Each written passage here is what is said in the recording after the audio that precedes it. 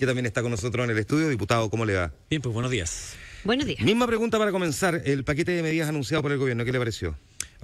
Aquí viene de vuelta a pelea. No, me parece que es una... Es con todo. Primero es un buen tono de la discusión y la conversación. Creo que el ministro Briones ha estado realmente bien en generar esos marcos de entendimiento, como lo ha llamado él, marcos de acuerdo que se hacen en el Senado y también en la Cámara de Diputados, y que permiten avanzar en algo que es evidente que necesitamos avanzar.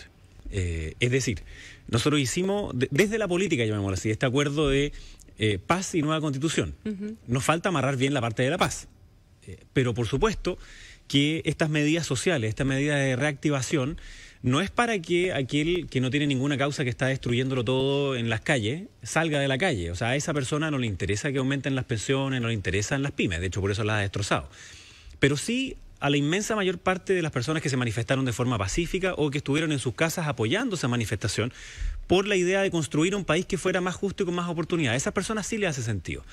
Y quizás una de las debilidades que tenía los distintos anuncios del gobierno es que se iban entregando ¿cómo se llama? Por goteo. Claro, por goteo, con la técnica del salame, como de chiquitito. Entonces no se veía la intensidad de las medidas que se estaban instalando. Y entonces lo que hace ayer el ministro es eso, en el fondo darle un relato bastante más consistente, decir, oye, son 5.500 millones de dólares, son muchos recursos que tiene el país, por supuesto que implica parte de deuda, implica parte de nuestros ahorros, pero tampoco puede ser algo que ponga en riesgo la sostenibilidad del país a largo plazo. Yo sé que esto es impopular decirlo, pero si es que Chile hoy día se endeuda a la mitad de su PIB, como han propuesto algunos, quien paga la cuenta no son las personas con más plata. Quien paga la cuenta de eso finalmente son las personas más vulnerables, que terminan teniendo más inflación, que terminan teniendo tasas mucho más caras para endeudarse, que terminan después pagando más. Probablemente el argumento, Jaime, también de muchos sea que la sostenibilidad futura está puesta en jaque hoy día y hay que hacer sostenible el país ahora en el corto plazo. Así es. No, y en eso estoy completamente de acuerdo. Y en esa dimensión, ¿te parece entonces suficiente lo que se está enseñando o tú crees que es posible todavía hacer un esfuerzo mayor? O sea, siempre pueden hacerse más esfuerzos. La pregunta es que si vamos a tener la seriedad también desde el mundo político para ponerle coto. Eso tienen que responderlo ustedes, ¿la tienen o no la tienen? Porque el llamado de Briones hoy día fue justamente la responsabilidad de los parlamentarios. Yo veo que muchas veces no las hay, pero después hay algunas altas expectativas que tengo de otras personas de oposición, sobre todo, y también de mi propia coalición, en que sí la pueden haber. Así como hay algunos de oposición que no quieren que haya ningún tipo de acuerdo y que lo único que hacen es tensionarlo todo, hay otros que no. De hecho, ustedes acaban de estar acá con el diputado Vidal, que yo creo que ha sido un aliado de la paz, la nueva constitución y el generar diálogo. Eso no significa que estemos de acuerdo en toda la medida, como es evidente, digamos, de la entrevista que le acaba de hacer y en muchas otras cosas. Pero sí el bajar a hacer una política en donde considero que el otro es un válido y por tanto que puedo dialogar en un entorno democrático. Y eso yo creo que en estos días, por supuesto, que se rescata mucho. Ese maximalismo que uno ve que para ustedes puede ser más evidente en la oposición, también se ve con bastante fuerza en el propio oficialismo. Sí. Hemos tenido desde ahí también, en verdad, parlamentarios que han salido a pedirlo todo, a pedir más y que también consideran que nada es suficiente. ¿Cómo se maneja eso? ¿Quién tiene que manejarlo? ¿Hay una autocontención entre ustedes? ¿Falta a lo mejor más fuerza de parte del gobierno para intervenir y convencer? ¿Hay solamente una preocupación por la encuesta, por la reacción de la calle? ¿Falta conciencia del momento político que se está viviendo? ¿Cuál es tu diagnóstico de por qué el oficialismo también pica en el maximalismo, en el que uno puede entender caiga la oposición, porque es oposición, digamos, ¿verdad? Independiente de lo responsable que sea o no. Pero la oposición puede siempre encontrarlo todo malo y todo insuficiente. Pero en un momento como este, que desde el oficialismo venga eso, parece bastante más complicado. El otro día, si no me equivoco, fue el diputado Matías Walker que decía, bueno, si es que los propios partidarios de gobierno hacen indicaciones que son inadmisibles porque aumentan gastos, no nos pidan a nosotros que vayamos a defenderlo. Tiene un punto. Ahora, cuando ocurría lo contrario en el gobierno pasado, nosotros sí defendíamos el punto de que eso era inadmisible. Entonces también lo que uno busca en esa es la coherencia completa. Una cosa antes, hay también hartas personas de mi sector que dicen, pucha, nosotros veníamos empujando también una agenda que fuera más preeminentemente social, que no solamente significara más plata, sino que también una prioridad hacia las personas más vulnerables y todas esas capas medias que todos nos celebramos y nos aplaudíamos de que se han generado los últimos 30 años, pero significó que hay literalmente millones de personas que están en torno a ese quintil más vulnerable y por tanto tienen una incertidumbre de futuro, y lo hemos hablado acá varias veces que me han invitado antes, en materia de pensiones, en materia de salud, en materia de vivienda, en materia de su seguridad, en materia de educación y las oportunidades en adelante. Entonces tienen temor de que si les pasa algo, vuelven a caer a la situación que estaban antes, o que están tan acogotados con deudas que cualquier cosa que se les mueva un poquito, terminan al final retrocediendo demasiado en su calidad de vida. Y eso era un diagnóstico que era bastante compartido, pero que faltaba ponerlo de verdad en una agenda de política pública. Y cuando nosotros lo solicitábamos, nos decían, no, es que no hay plata, es que tenemos estas otras prioridades. Sin embargo, ahora sí tuvo que haber plata. Entonces, todavía hay una decepción por parte de algunos de los partidarios del actual gobierno, de decir, oiga, lo pedimos durante un tiempo, no nos pescaron y tuvo que pasar esto para que ahora sí nos pesquen. Ya. Ahora, de ahí no se sigue que esa petición tenga que ser irresponsable, o que esa petición tenga que ser solamente medido por lo que te digan o no te digan en una movilización masiva en las redes sociales u otra. Entonces, ¿había que priorizar distinto? Por supuesto que sí. ¿Había que invertir más recursos del Estado? Por supuesto que sí. Y eso es lo que se está haciendo. No porque se hayan manifestado personas, sino porque era necesario hacerlo. Era por una convicción de que era necesario hacerlo. Pablo Vidal colocaba en cuestión la convicción o los principios finalmente, ¿verdad? Si logramos entender bien cuál era su punto, yo creo que apuntaba también al tema de los principios.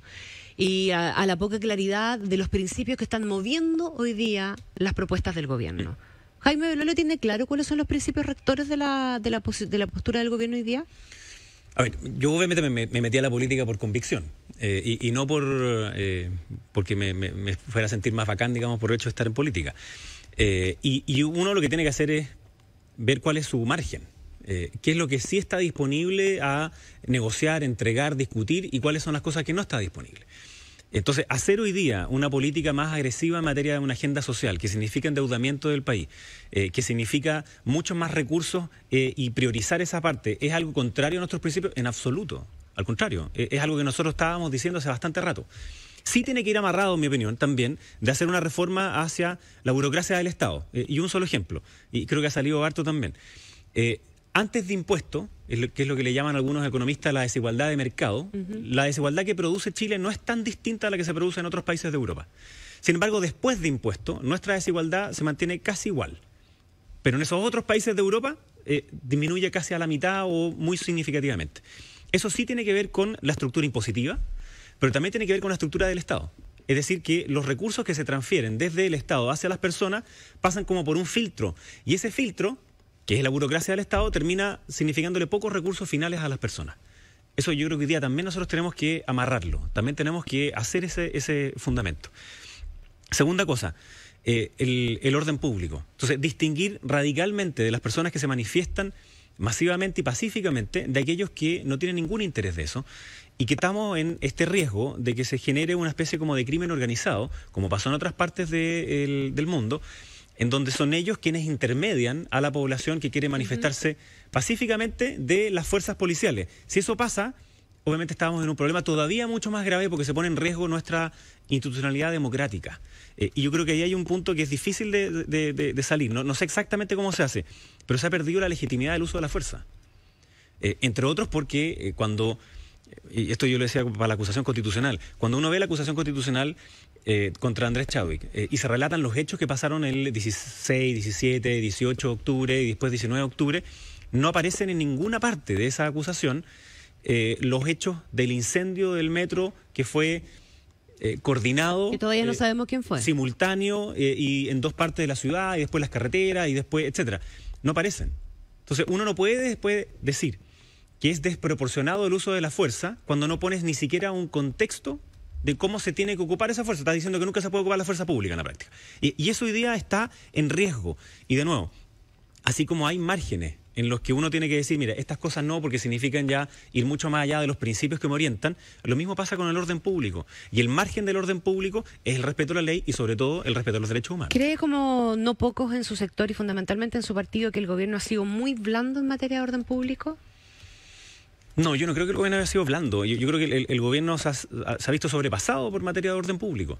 Y es que arrastrábamos en el pasado una serie de deficiencias institucionales. Y a veces uno se nos olvida, pero cuando asume este gobierno, al final terminan saliendo cerca de 40 generales de carabineros, dados los casos que habían ahí. Y para qué decir en el ámbito de la, comillas, inteligencia que había en carabineros, que después fueron a implantar pruebas falsas. Entonces, obviamente que eso se genera una se mueve el piso en materia de carabineros. Está bien, pasó pero a este también grupo en de el personas ejército. eso no le importa. Lo que le importa es que se ordene la calle. Y acusan al gobierno de estar siendo débil en el orden Es que todos queremos que se ordene la calle. Po. La pregunta es si tienes la legitimidad suficiente, las policías, para ir y ordenar la calle. Y yo creo que eso es lo que está puesto en duda hoy día en la práctica. Entonces, el amarrar, como ha hecho bien el ministro Briones, es decir, mire, todas estas son las medidas que estamos haciendo. Y tenemos que tener esta ruta de una agenda social también compartida, en donde espero la misma generosidad, la misma... lo que pasó cuando firmamos el acuerdo de paz y nueva constitución es que muchos de nosotros tuvimos que sacar las armaduras típicas que nos ponemos, dejar de lado los egos y las chapas de los partidos. Bueno, yo espero que pase lo mismo también en esta materia. Con esa transversalidad es que se puede volver a recuperar la legitimidad del uso de la fuerza en el marco de la legalidad y en el marco del respeto a los derechos humanos. Jaime Belolio, ¿tiene uno la sensación de que el debate constitucional, que está circunscrito hoy día al trabajo de la Comisión Técnica, ¿verdad?, estuviera siendo medio cooptado por los partidos? Y eso probablemente es el peor consejo que alguien le podría haber dado al proceso. Pero es que lo que pasa es que es un acuerdo institucional de los partidos también. Entonces, lo que hace esta comisión técnica es llevar adelante definiciones que los partidos han tomado y luego lo ponen en la práctica, porque esto es un paquete de medidas que igual tiene que ir al Congreso.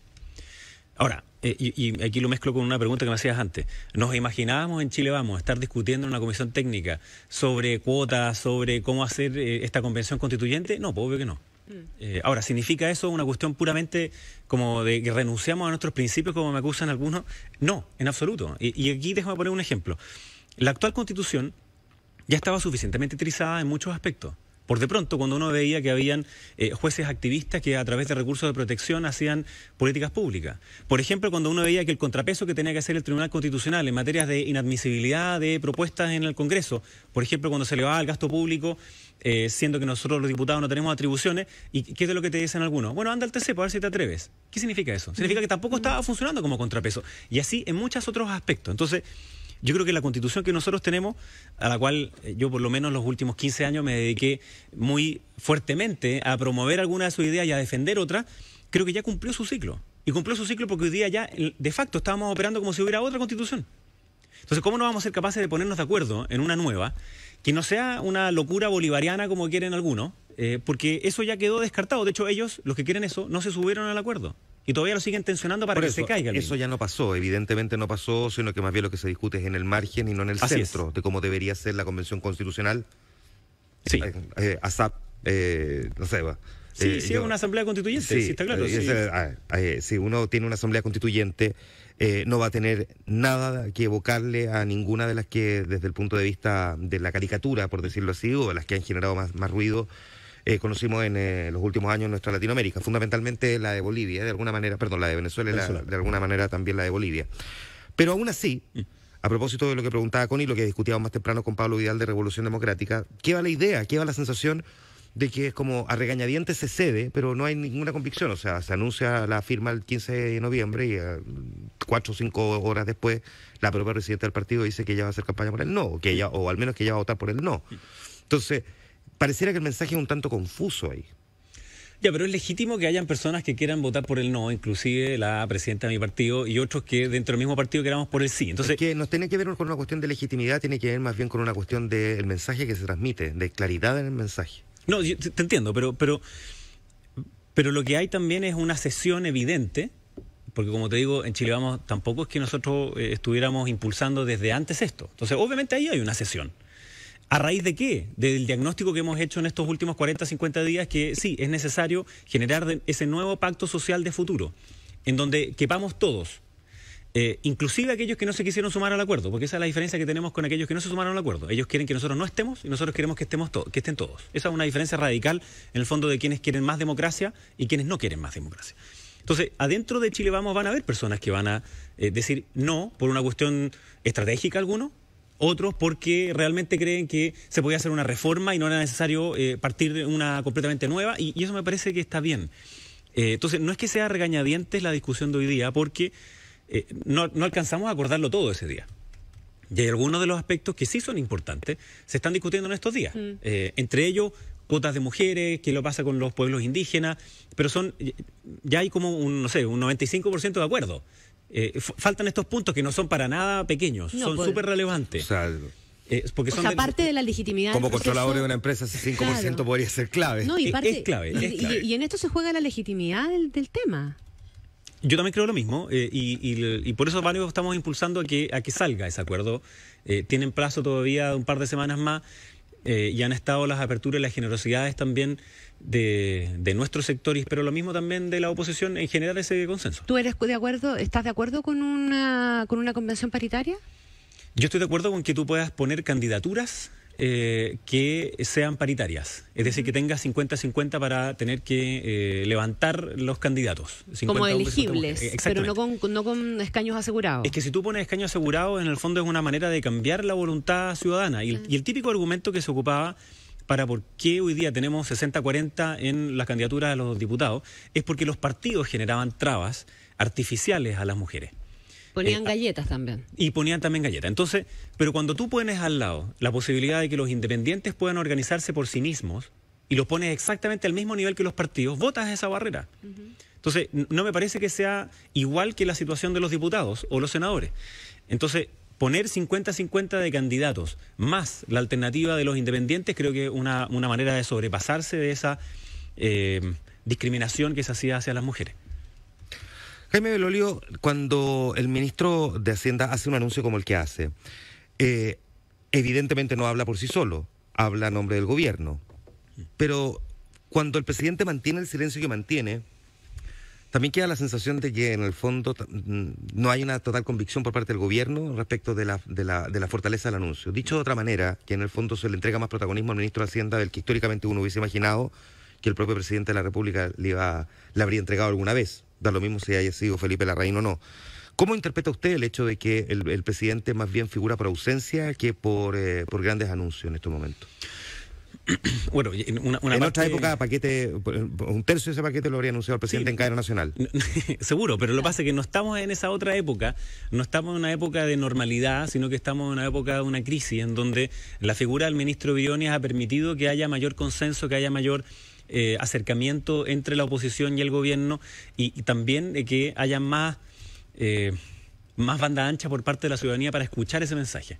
Y por tanto me parece muy bien ese diseño, en que sea el ministro Briones el que pueda anunciarlo, el que pueda contar todo esto para que tenga mayor apertura por parte de la ciudadanía y mayor credibilidad entonces. El Pero es nivel de obvio que el popularidad- presidente está detrás de la media. ¿El nivel de popularidad que tiene el presidente hoy día es una ayuda o es un problema?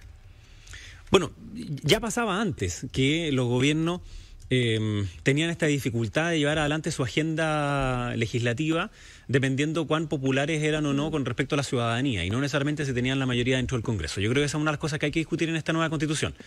Que hay presidentes o presidentas que tienen popularidad cuando ganan como presidente, pero no tienen la suficiente fuerza al interior del Congreso, y termina ocurriendo que somos casi como un sistema semiparlamentario, pero sin las herramientas de los sistemas parlamentarios para poder bajar la tensión en momentos de la crisis como la que hemos tenido en estos días. Y yo me imagino que más adelante, cuando ya podamos empezar a aplicar alguna de las medidas que ha dicho el ministro Briones, empiece a mejorar la situación, digamos. Pero por supuesto que tener un gobierno o un presidente con muy baja adhesión significa un problema para que, de nuevo, para que te escuchen, para que tú puedas generar consenso al interior del Parlamento. Entonces hay figuras que ayudan a eso, y el ministro Briones creo que lo ha hecho muy bien. ¿Y el presidente ayuda o estorba? Es que- Puesto en los mismos términos, digamos. Es que yo no ¿Es diría... una ayuda o es un problema? Entonces no un estorbo, porque puede ser Sí. ofensivo y no es la idea. ¿Es una ayuda o es un inconveniente? No, a mí me parece bien el diseño en donde el presidente esté en un segundo plano, pero evidentemente él está completamente informado, y es la razón por la cual se pueden proponer estas cosas. Los ministros obviamente siguen instrucciones de lo que hace el presidente. O sea, esto se hace con el presidente y no a pesar del presidente. Por supuesto que se hace con el presidente, y me parece bien que el diseño, como te digo, sea poner adelante a aquellos ministros que permitan favorecer, primero, que las personas nos escuchen más y generar más diálogo, porque es lo que necesitamos en estos días. Y probablemente nos va a faltar todavía. Y muchos días más, así y es. muchos días más. Paciencia, y vamos a ver si se dan de vacaciones los parlamentarios, porque así como vamos, ni los parlamentarios, ni los ministros, Sí, ni los periodistas. Ni los periodistas. Yo sé que esto no le importa a nadie. Nosotros llevamos 11 semanas seguidas de Congreso, cuestión que no había pasado nunca desde el 90. Algunos momentos han sido súper convulsionados y otros han sido mejores.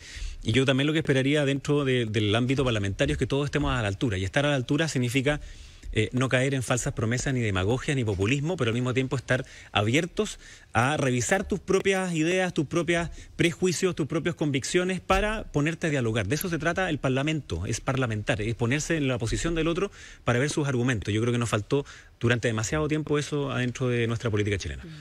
Gracias, Jaime Belolio, por conversar esta mañana también con nosotros aquí en Infinite Mega Plus. Muchas Jaime gracias a usted. Belolio, diputado de la UDI, también esta mañana con nosotros. Pausa.